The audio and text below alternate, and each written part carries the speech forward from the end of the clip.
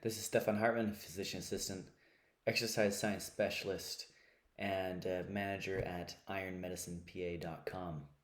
Today I have my second part in my series on things we say or do in medicine based off of flawed evidence. This one is going to go through drugs, commonly used drugs that you probably have used before, or maybe you know someone who's used them.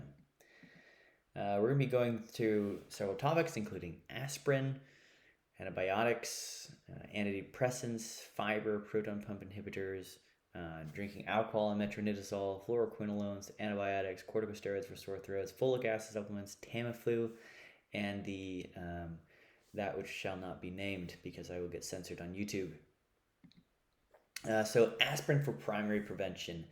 This has been shown to have no benefit. So what is primary prevention? That is taking something every day to prevent something that hasn't happened yet.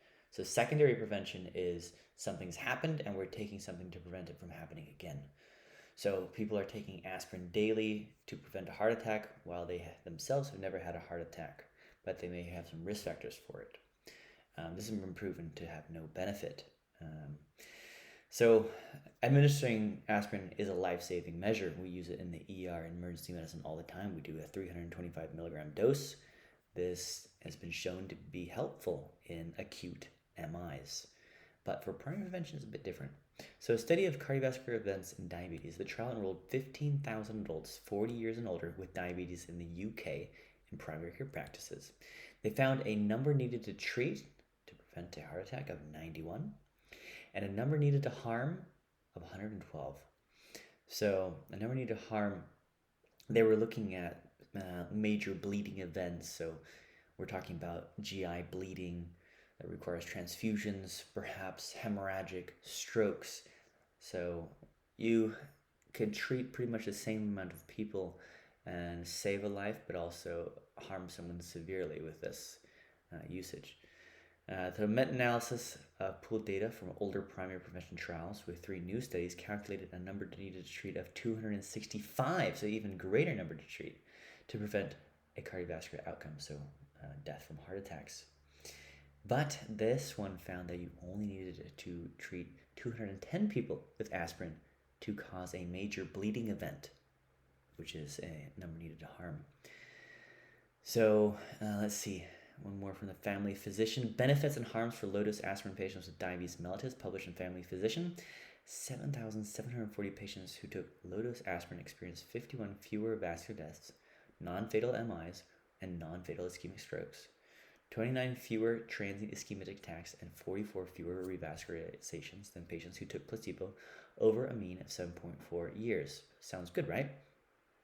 This is balanced by an additional 69 major bleeding episodes during that period, with no effect on vascular or all-cause deaths, and no difference in the incidence of cancer. Well, that was another thing. There was some discussion in literature that maybe aspirin prevents cancer. This is perhaps not so true. Antibiotics are not needed for uncomplicated diverticulitis.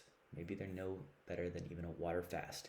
So a prospective study published in the International Journal of Colorectal Disease in 2015 evaluated outpatient non-antibiotic management in acute uncomplicated diverticulitis with regards to admission, complications, and recurrences within a 3-month follow-up period.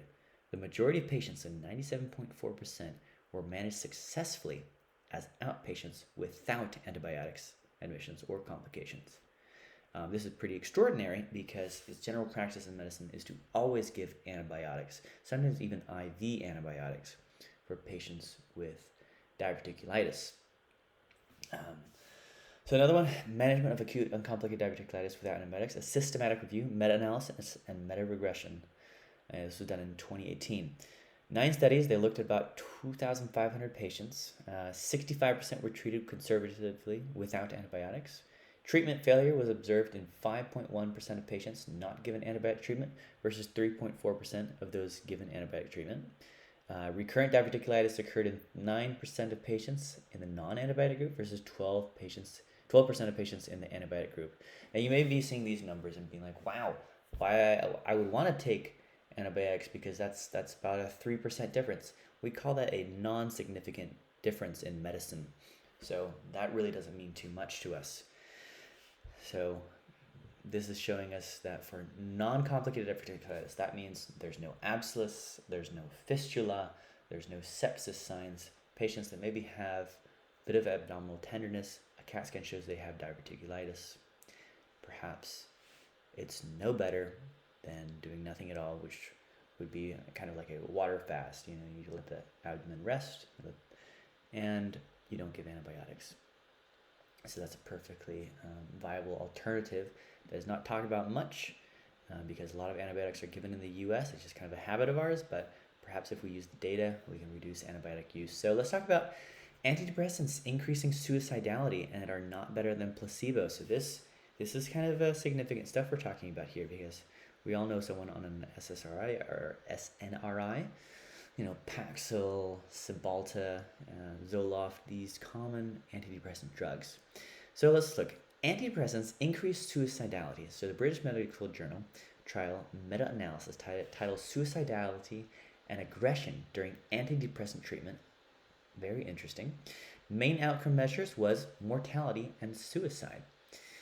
Secondary outcomes were aggressive behavior and akathisia, which is kind of a motor movement. Conclusions: in adults, there was no significant increase in all four outcomes, but in children and adolescents, the risk of suicidality and aggression doubled. To elucidate the harms reliably, access to anonymized or individual data patient is needed. Okay, let's see what else we have out there.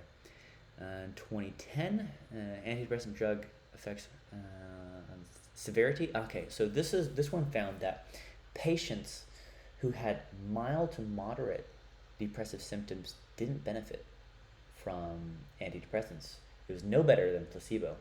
Only patients who had severe depression, so maybe patients who were hospitalized, institutionalized for severe depression, they potentially could benefit from antidepressants. But the way we use them currently is pretty much everyone who has some sad thoughts, meets criteria for depression, and then gets an antidepressant drug. Perhaps this isn't best practice. So utilizing placebos to leverage effects of cognitive behavioral therapy in patients with depression. So CBT has been proven to be very helpful, and this one's looking at CBT with antidepressants. This was done in 2020, so pretty recently. So placebo improved homework quantity and quality in these patients. I guess they were young patients. The placebo group practiced more often and experienced greater relaxation effects than the no placebo group. Additionally, the placebo group showed a greater reduction of depressive symptoms. Okay, so that's good. Maybe it was the fact that they were getting cognitive behavioral therapy with the antidepressant that worked. Hard to know if either or with just this study could work alone. Let's look at one more. The persistence of the placebo response in antidepressant clinical trials. So very interesting these placebo response, especially when we're talking about psychiatry. So 8 placebo-controlled antidepressant trials with a total of 3,000 depressed patients in which after acute phase placebo treatment, placebo was continued for more than 12 weeks. The number of patients entering the continuation phase and percentages relapsing during this phase were determined. Based on the total number of patients entering the continuation phase, 79% of placebo responders remained well, so they did not meet relapse criteria during this phase compared to 93% of antidepressant responders. Although significantly more patients on placebo than on antidepressants relapsed in the continuation phase, 4 out of 5 placebo responders stayed well. So very interesting. So these patients weren't actually taking an antidepressant. Let me get my video back in a second. They were taking a placebo. But they still had remission of their depressive symptoms. So kind of significant there, showing you the power of placebo, or I guess, continuation of the placebo effect. Fiber does not necessarily prevent constipation. Oh, this is a big one because we all believe that fiber is so important to prevent constipation. Help us go to the bathroom. Well, let's look at what the studies actually show. It is a misconception that dietary fiber and all isolated fibers provide a laxative effect in patients with chronic idiopathic constipation. Our analysis suggests that treatment guidelines for CIC, chronic idiopathic constipation, should make specific evidence-based recommendations as it pertains to fiber. To do otherwise takes the risk of perpetuating myth and misunderstanding and depriving patients of an effective therapy for CIC. A generic recommendation to increase fiber intake is akin to recommendation to increase pill intake without regard to therapeutic or adverse effects. So this is very interesting. Let's look at further data here, because that was just one kind of more of an opinion-based paper, but a very good opinion in my opinion. That's funny. A meta-analysis in 2012 also couldn't come to a definitive conclusion. In summary, our meta-analysis demonstrated that dietary fiber can obviously increase stool frequency in patients with constipation. The results also showed that dietary fiber did not obviously improve stool consistency, treatment success, laxative use, and painful defecation. However, there were some possible influential factors such as small sample size, blah, blah, blah. Okay, let's look at one more. Evidence from the National Health and Nutrition Examination Survey, 2005 to 2010.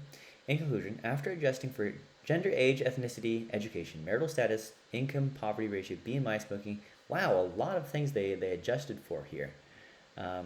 Multivariate logistical analysis results did not reveal a significant relation between dietary fiber intake and constipation. However, for physically active participants, increasing dietary fiber intake was associated with stool consistency-related constipation, while it was not strongly related to stool consistency-related constipation among non-active participants. That just blew my mind. I just what? You have to read that twice over to really understand it. In addition, increasing the intake of dietary fiber is not significantly associated with stool frequency in different physical activity groups. So what can we take away from this? Well, one, it seems with patients with CIC, you need to find specific sort of supplements, including fiber, perhaps different forms of fiber that would work for these patients. You have to use evidence-based, because not just telling a patient to use fiber would help. But then we see that when we actually look at, does it improve patients' stool production? Perhaps it doesn't, and maybe it can even constipate patients, depending if they exercise or not. So it's at least very bizarre. Proton pump inhibitors are dangerous and should only be used short-term for very specific reasons, but many patients are not aware of the risk and take these for decades. I come across these patients every day. Now, initially, proton pump inhibitors were FDA approved and studied only to be used in the short term, so about up to 14 days. So we're talking about patients with bad esophagitis, or they had a helicobacter infection, and they use these proton pump inhibitors for a very specific reason. But this is not the case. We have seen these used for decades. And now they come with a couple of black box warning labels. One is proton pump inhibitors and vertebral fractures. So this is a pretty concerning one. If you think of the mechanisms of how PPIs works, it does make sense. And there has been some studies associating PPI use with vertebral fractures.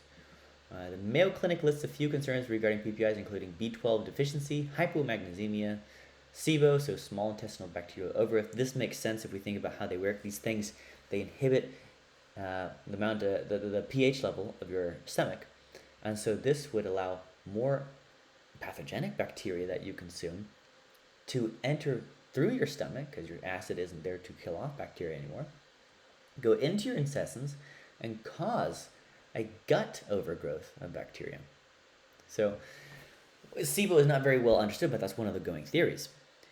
Increased infections such as C. diff and pneumonia. Who would have thought that the stomach acidity can be related to pneumonia, which is a lung infection? But that's what it is here. Acute kidney injury and dementia. So not without significant risks. But why would we keep using these? Well, if you look at some studies.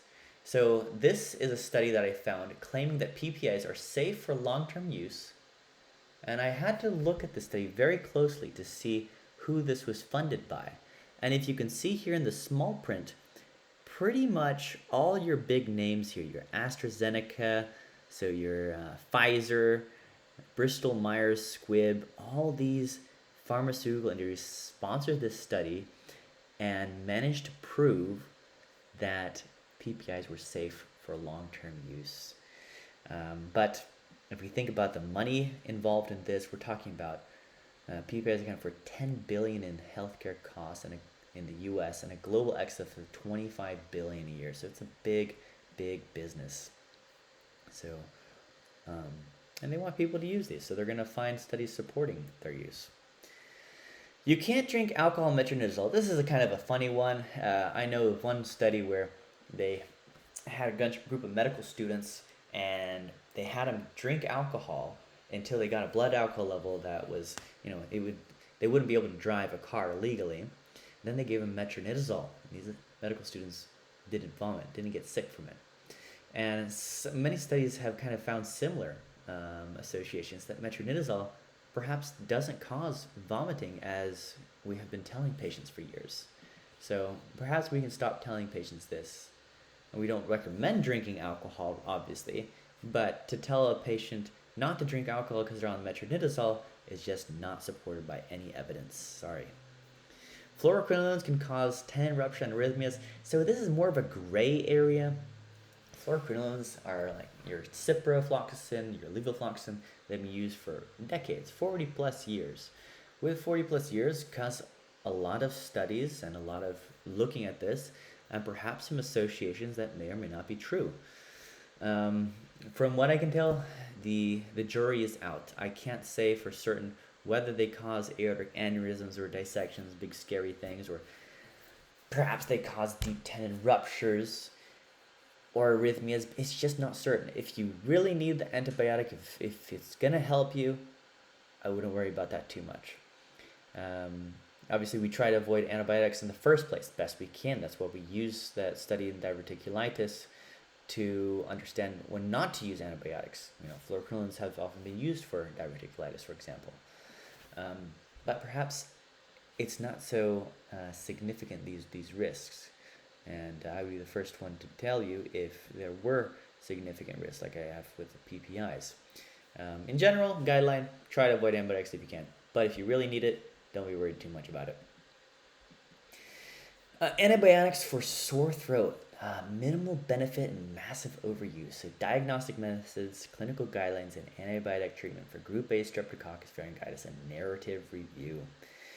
So a lot of people use antibiotics. Americans, adults who seek treatment for pharyngitis varies, but numbers have reported about 73%. That's a lot of Americans. A nationwide study also found that physicians prescribe antibiotics to children with a sore throat 53% of the time. And if you know how many kids actually have a strep throat, it's like a fraction of that. We always think it's a bacterial infection. Most of the time, it's not. And overuse of antibiotics may even be more significant in developing countries. These countries perhaps don't have access to rapid strep tests, so they're going to use antibiotics more often. I know in some countries you can get these over the counter at pharmacies, antibiotics.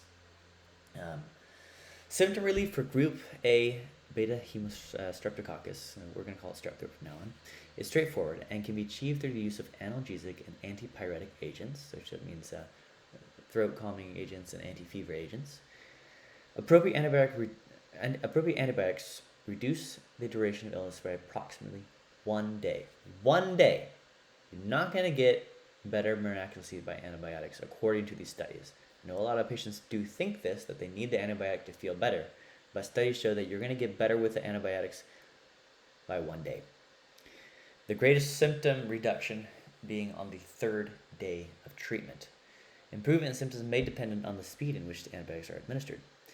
A prospective prevalence in Europe is that strep throat is a self-limiting disease with low rates of complication. Therefore, antibiotics are unnecessary. And this is kind of mind-blowing in the US. We're thinking all the time of over-treating patients lest we get sued. In Europe, perhaps they don't have this problem so much with the lawsuits, so they're considering a self-limiting disease and perhaps not even treating it with antibiotics. Some physicians believe that antibiotics use should be restricted because their benefits are either non-existent or modest. Center argues that empirical treatment of individuals with center crease of 3 or 4 is appropriate. So Centaur is a guideline we can use that includes a fever, sore throat, age of the child, whether the strep test was positive or negative. It kind of helps guide a clinician. And we can use this to help limit antibiotic overuse and help guide testing for patients. Corticosteroids for sore throat. So I know some of my colleagues, my older colleagues, were using corticosteroids, and I was like, wow, why are they doing this? I was never taught this in school. And their benefit, they might have benefit, but their use is not based on strong evidence. There are risks to steroids, obviously, some significant risks, but perhaps they could actually help patients with their sore throat.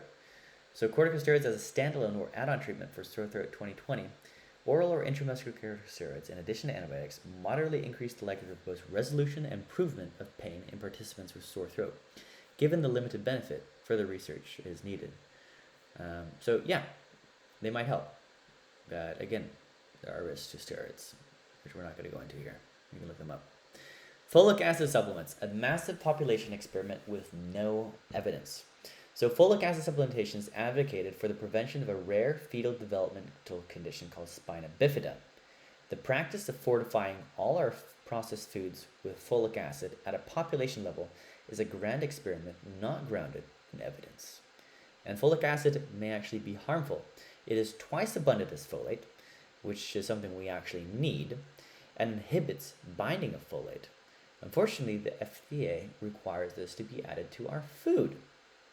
So an updated evidence-based report and systematic review for the U.S. Preventative Task Force in 2017, in studies conducted before the initiation of food fortification in the U.S.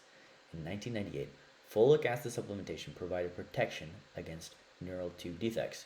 Newer post-fortification studies have not demonstrated a protective association.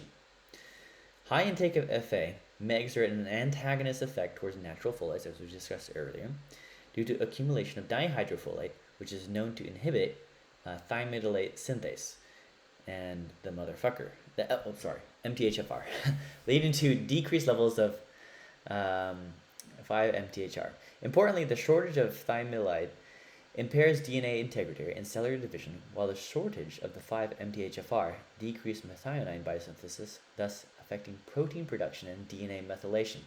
So to summarize that, what folic acid does is it inhibits folate from binding to the sites on your DNA that need methylation.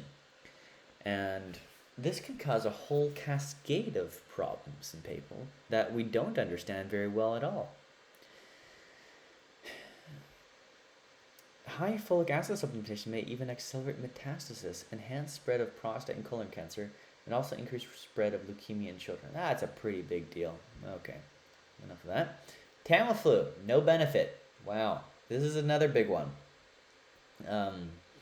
Something we really have to talk to because it's kind of appropriate for this time and area where we're talking about, viruses and treatment and prevention of these. Unfortunately, nowadays we know that there is no evidence that oseltamivir reduces the likelihood of hospitalization, pneumonia, or the combined outcome of pneumonia, otitis media, and sinusitis. So how did we get here? How did we get to the idea and the concept that we need Tamiflu to treat flu?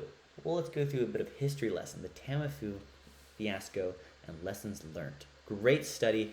I hope everyone goes and reads the source material because it really, you see a lot of hallmarks of what we're going through right now. So Tamiflu was approved for seasonal flu by the U.S. Drug Administration in 1999. Studies proving this efficacy were funded by Roche, which also first marketed and promoted this drug. In 2005 and 2009, the looming fear of pandemic flu led to recommendation by prominent regulatory bodies such as the WHO and the CDC for the use and treatment and prophylaxis of influenza and its stockpiling as a measure to tide over the crisis. Serious adverse events, especially neuropsychiatric events associated with Tamiflu, started getting reported, leading to a cascade of questions on the clinical utility of this drug. The recommendations for stockpiling this said drug, as given by various international organizations like the WHO, have also been put under scrutiny. Oseltamivir reduced the time to first alleviation of symptoms by 16 hours. The benefit of oseltamivir on asthmatic patients was insignificant. Pneumonia, hospitalization, and virus transmission were the major concerns with the disease, for which benefits have been claimed in various studies. However, Cochrane review failed to establish any definitive benefits on these parameters. So, approval by the US Food and Drug Administration and the European Medical Association appears to be a judgment-based medicine rather than evidence-based medicine. It appears that regulatory authorities took their decision under the pressure of providing a pharmaceutical solution to a pandemic disease. So Roche has benefited from oseltamivir by more than $18 billion since its launch in 1999. Its sales were increased by 84% during the U.S. flu season in 2013, and the UK stockpiled the drug worth $710 million for 40 million treatments. U.S. spent $1.3 billion on stockpiling oseltamivir for 65 million dosages. India also increased its stock. So let's correlate this with the that which shall not be named. We're going to call it V. Among 36,000 participants who had no evidence of existing or prior V infection, 8 cases of V with onset at least 7 days after the second dose were observed among V recipients and 162 among placebo recipients. The case split corresponds to a 95% V efficacy. So this sounds pretty good. But then let's look at this further. That was the Pfizer study. So that, again, if we think about Roche, how Roche got the oseltamivir push flu, this was drugs industry-sponsored study. But then we look at the FDA study, and it doesn't seem so impressive. Among 3,410 total cases of suspected but unconfirmed V in the overall study population, 1,594 occurred in the V group versus the 1,816 in the placebo group. So let's repeat that. Among 3,000 cases of suspected but unconfirmed V in the study population, 1,500 occurred in the V group versus 1,800 in the placebo group. Does that seem like a 95% V efficacy to any of you all? No. Suspected V cases that occurred within 7 days after any V were 409 in the vaccine V group, YouTube's going to censor me, versus 287 in the placebo group. Does that seem like a 95 V efficacy? I'm going to get censored. No, it doesn't. And I'm no math genius, but I think anyone here can figure out that that's not a 95% V efficacy. So, efficacy endpoints. So if we think about the flu vaccine, what were the efficacy endpoints that they studied initially? None. What did they find out that it doesn't do? No change in hospital admission, doesn't help asthmatics, doesn't prevent mortality, improves your symptoms by 16 hours. What were their efficacy standpoints in the Big V trial by Pfizer? None. None were studied. Pfizer was not powered with clinically significant endpoints of transmission, hospitalization, mortality, and morbidity. Harm endpoints? None. It wasn't done long enough. And as we saw in the flu, in the Tamiflu, the Japanese actually figured it out that kids were having psychiatric problems with the drug. And Japan stopped giving it to children very quickly.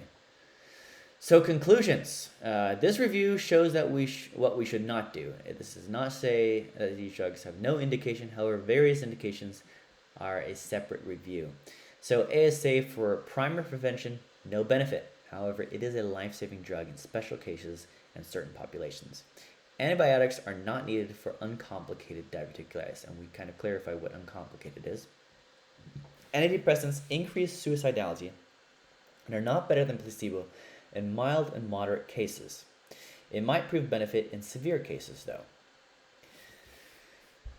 Fiber does not necessarily prevent constipation. The blanket statement of increased fiber to prevent constipation is false. Some patients may actually worsen constipation with fiber due to the fermenting nature of fiber. Proton pump inhibitors are dangerous and are only to be used maximally by 14 days. the use of PPIs is associated with many consequences. The fact that these are sold over the counter is extremely worrisome. The practice of prescribing these for decades when they were only studied for short-term treatment is also very concerning. You can't drink alcohol and metronidazole is false. Fluoroquinins possibly could cause tendon rupture and arrhythmias. Antibiotics for sore throats, minimal benefit and massive overuse. Corticosteroids for sore throat, they might provide a benefit, but there's not really good evidence for it. Folic acid supplements, a massive population experiment with no evidence. Tamiflu treats influenza? Wrong, it does not. Very minimal benefit in most patients. We didn't really go into when it's useful, maybe in some critical patients in the hospital, but for the most part, no, it doesn't really help. No better than placebo. It may even cause Japanese children to have neuropsychiatric symptoms. And the Big V study, this study is not powered to show that it prevents transmission, prevents hospitalization, or prevents death. And the 95% efficacy that Pfizer got from studying this is just not supported in the FDA review. So, sorry. That kind of a letdown. But if we're using evidence-based medicine and we're not using judgment-based medicine, we have to look at the research here and draw conclusions. If we use judgment-based medicines, then we continue using these medicines. If we use evidence-based medicine, we think and we say, is this really going to be helpful? I hope you all enjoyed this lecture. Bit controversial, but this is the data. Look at all these studies yourself, read it, educate yourself. I'm putting this information out there so that everyone gets smarter and we just stop doing things based off judgment, because we don't like judgment-based medicine. We like evidence-based medicine. Talk to y'all next time.